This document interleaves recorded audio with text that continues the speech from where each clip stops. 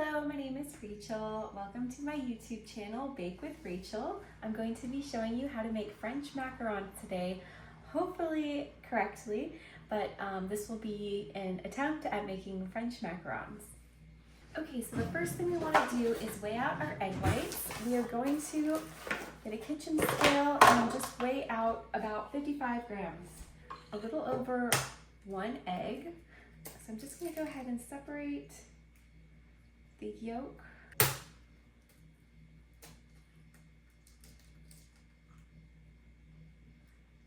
All right, so that's about 55 grams of egg whites. And we are just gonna let this whisk until we see a lot of bubbles, and then that's when I will add a pinch of cream of tartar. I'll put this on medium speed, maybe medium high for about 4 or 5 minutes. It's been about a few minutes. I'm starting to see bubbles form across the egg whites, and I'll show you what that looks like. So at this stage, I like to just add a pinch of cream of tartar. This helps make the meringues have really nice stiff peaks. So I'm just going to kind of eyeball it. I'd say maybe like a 1/4 or an 1/8 of a teaspoon if you want to measure it completely. And then I'll just kind of scrape it down off the sides, and then we'll just start it again for a few more minutes.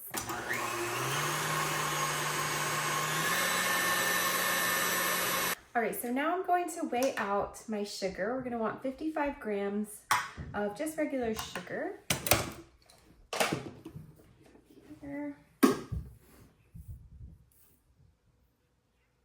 Alrighty, so it's about 55 grams, and I will be adding this pretty slowly into my egg white mixture to create the meringue that will become the macaron shells. So I'm gonna maybe give it 30 more seconds, and I'll start adding in the sugar. Okay, so right now the egg white mixture is pretty bubbly. I'll kind of show you what it looks like there. At this point, I like to add in the sugar in 2 installments. So I'll just do the first half, kind of like that.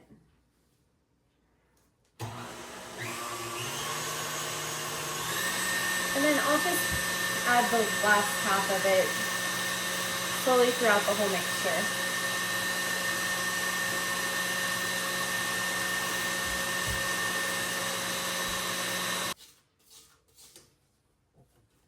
And I will add just a couple drops of food coloring. It's always recommended that you use gel food coloring so it doesn't mess with the consistency of the macaron shells too much. So I use a brand called Americolor. So I'm gonna let that whip up for like 6 to 8 minutes and just monitor it so we can see when it gets to the stiff peak stage. So while that is mixing, we are gonna go ahead and make the almond flour powdered sugar mixture. So I'm gonna take this regular powdered sugar, and we are gonna put around 63 grams of powdered sugar into our sifter so that we can get out any clumps.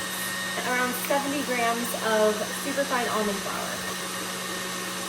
Now to really sift it, I like to use one of those massage guns because it takes a long time for me to just go like this and wait for it to all sift through.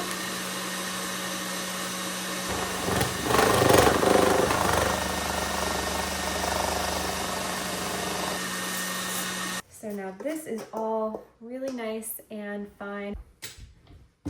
Okay, so we are seeing some pretty soft peaks now. You can see it's very droopy like this. These are very soft peaks. So we're gonna mix it a few more minutes and try to get it to that stiff peak stage.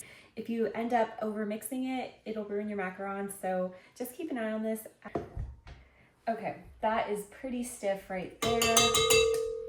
When you see that the meringue is pulling up at the bottom of the whisk, that is one indication that's ready. Also that it's kind of going up the sides like this. Another way to tell if your meringue is ready is if you move the bowl from side to side and it doesn't move, or they say if you can hold it over your head without it falling out, then it's ready. Just to give you an idea of what the stiff peaks look like up close, you can see it doesn't move very much. The peaks are not super drooped over. Okay, so this next part of the macaron making process is called macaronage, and people say this is the most difficult part of making macarons. Basically, macaronage is folding in your almond flour and powdered sugar mixture into the meringue to form the base of the cookies. It's just going to be a lot of folding, a lot of stirring very slowly. There's not an exact amount of times that you have to stir it. It's all going to be based on the look of your macaron batter. So I'll show you what that looks like and how you can kind of gauge when it's ready. But for the most part, it is just going to take a lot of practice and just nailing down what it looks like once you start the macaronage process. The first thing we're going to do is add half of the dry ingredients into the bowl. And then the macaronage process is basically doing some light stirring and going down the sides. So I like to kind of do 2 full stirs around the sides and then down the middle a couple times, really just to incorporate this.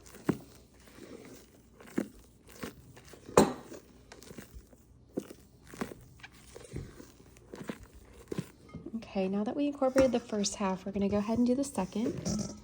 Let's dump that right in.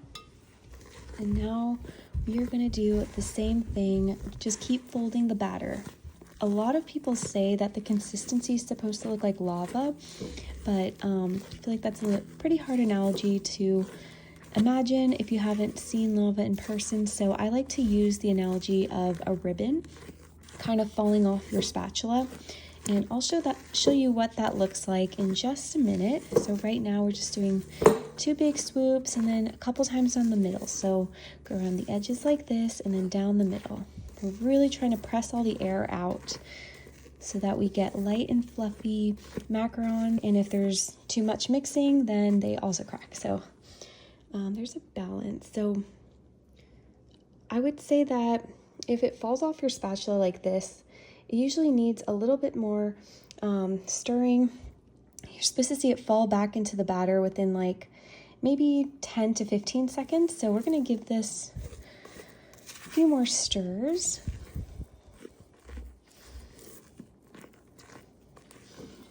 We'll check on that again. Okay, so it's still kind of breaking. We want that to flow off the spatula in like a ribbon pattern. So just literally flowing with no breaks. Try this again. Okay, we are almost there.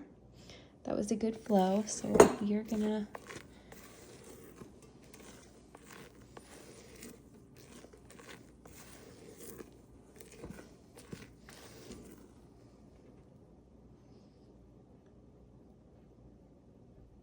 okay, I would say maybe just a couple more and then we should be good. Okay, you see how that's flowing like a ribbon, and then we're gonna count to 10 and just see if it goes back into the batter.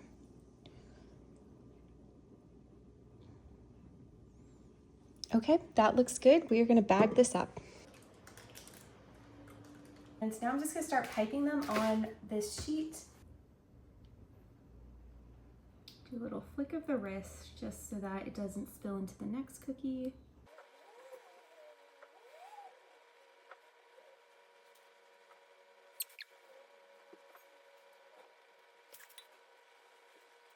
Okay, so now that they're all piped, we are going to want to bring any of the air bubbles that are trapped inside up to the top. So that's just going to require us banging on the bottom of the pan so that it brings the air bubbles up. And then we'll pop them with a toothpick.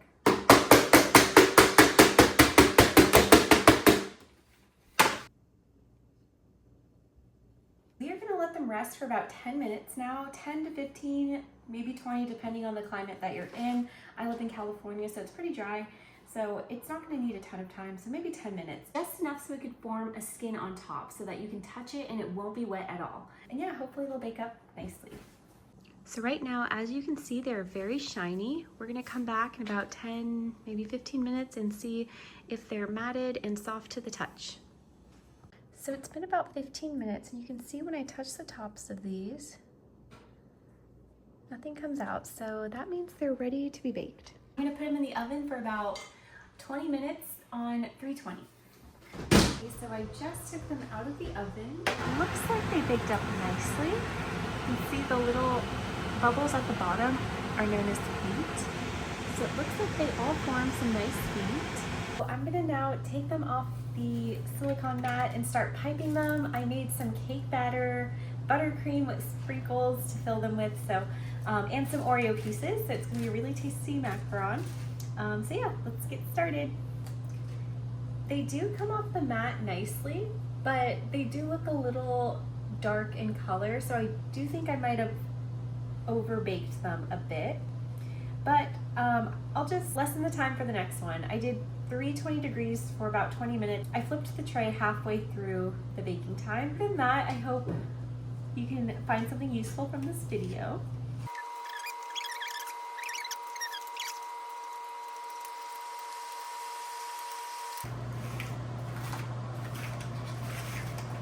Okay, so I have all my shells here. Now I'm just gonna go ahead and start filling them.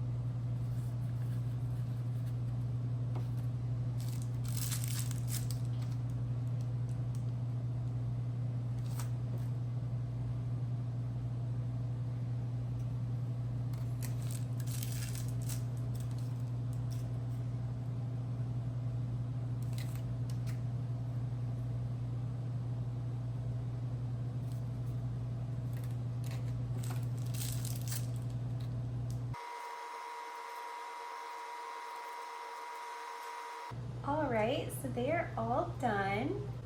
They look a little overbaked, so I think next time I might decrease the time a little, but I'm happy with the way they look and how they turned out. So still on this journey of perfecting them, but I feel like this is good progress. Let's give it a try.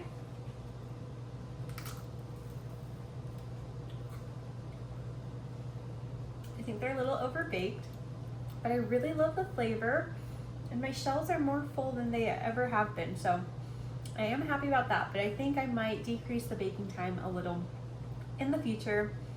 I hope you found something useful, and I'll probably make another video once I end up perfecting them, so stay tuned.